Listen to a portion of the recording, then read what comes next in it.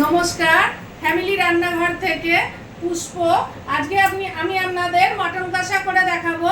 তার আগে আমি বলি, আমি আমকাসন্দির যে ইয়েটা দেখিয়েছিলাম, ভুনা চিকেন দেখিয়েছিলাম, আপনারা কমেন্ট করেছেন যে ওটা খেতে কি খুব মানে ওটা আপনাদের খেতে খুব ইচ্ছে যাচ্ছে, ওটা কি খুব টক হবে না? ওটা আমের উপর নির্ভর করছে, আমটা কতটা টক সেই হিসাবে আপনাদের নিজেদের মতন করে নিজেদের করে নিতে হবে। আপনারা যদি বেশি টক খান বেশি, কম টক খান কম, বানিয়ে নিতে হবে। খেতে কিন্তু খুবই ভালো হয়।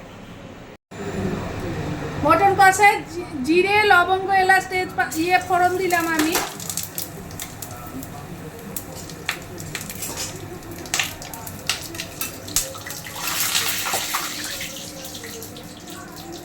এবার পেঁয়াজ দিয়ে দিচ্ছি।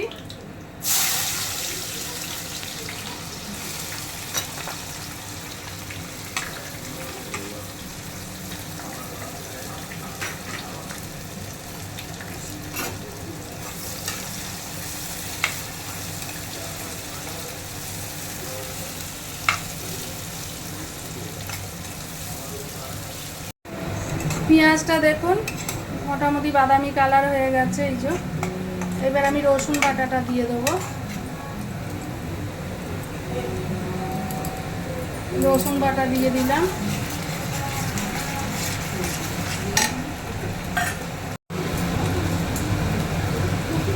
আমি এবার লঙ্কা বাটা দিয়ে দিলাম।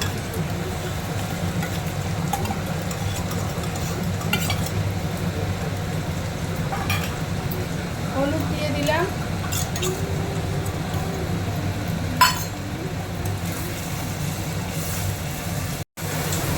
এবার আমি টমেটো দিয়ে দিচ্ছি এর মধ্যে।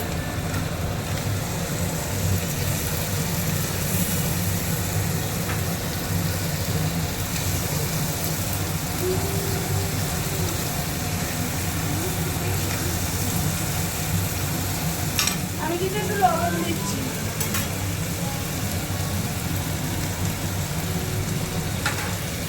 আন্দাজ মতন, পরিমাণ মতন লবণ দেবেন, যতটা মাংস সেই হিসাবে।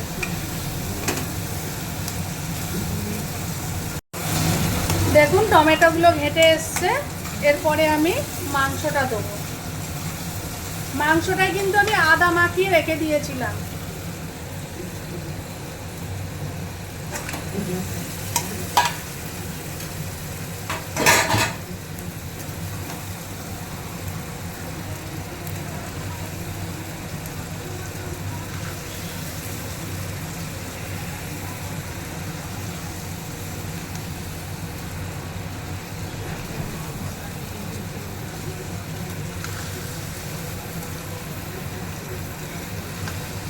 মাংস যত কষবেন তত সুন্দর হবে।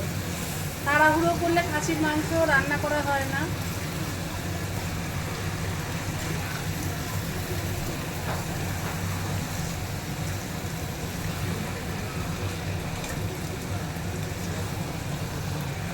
আমি এইবার একটু ধনে দেবো, জিরে অল্প দেবো,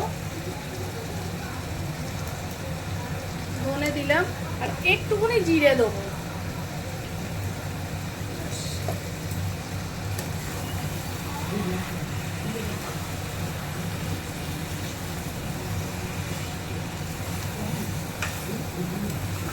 এবার দেখুন আমি আলু ভেজে রেখে দিয়েছি, ভাজা আলুগুলো এতে অ্যাড করব।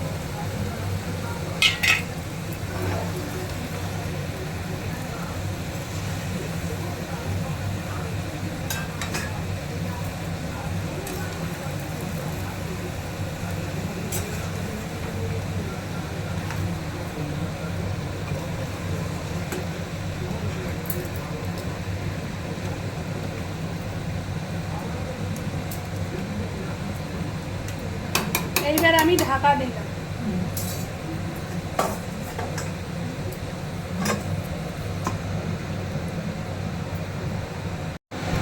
আমি ঢাকা দিয়েছিলাম, এবার ঢাকা খুলে দেখি মাংসর পরিস্থিতি কি।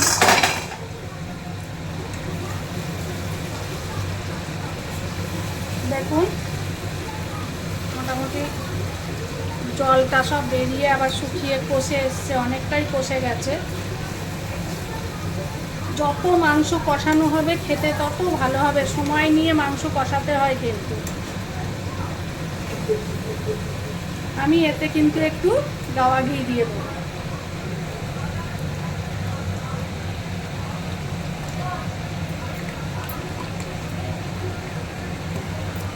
খাসির মাংস গাওয়া ঘি দিয়ে দেখবেন খেতে খুব টেস্টি হয়। তবে কষানোর সময় দিতে হবে।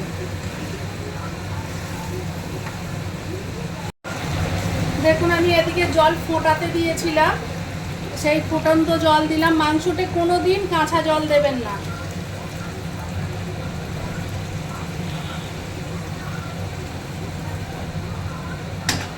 ফুটন্ত জল দিলাম আমি। বারবার বলছি, মাংস সব সময় প্রচুর কষাবেন, যত কষাবেন খাসির মাংস তত সুস্বাদু হবে।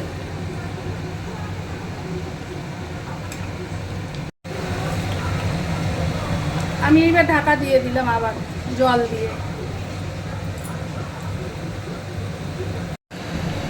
আমি এবার দেখুন কষতে দিয়েছিলাম, ঢাকাটা খুলছি।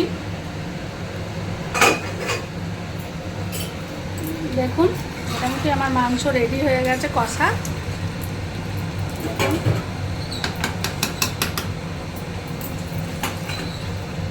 আমি এবার নামিয়ে ফেলছি মটন কষা।